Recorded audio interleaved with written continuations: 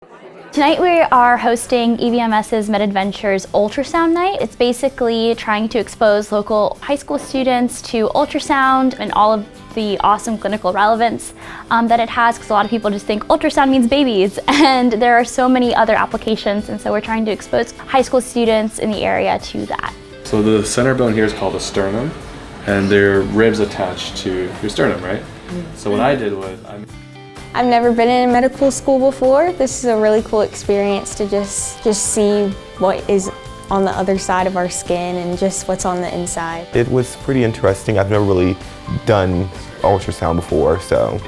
It was really cool to be interactive with the patient and to be able to touch the ultrasound and move it around and see underneath everything. We learned some case studies downstairs, and now we're doing hands-on activity, and that's pretty interesting. There's nothing more amazing than seeing the look on a kid's face when they, kind of see a beating heart for the first time on ultrasound. That look of amazement, and you can kind of see the wheels turning and see that spark and interest for science kind of coming out of them.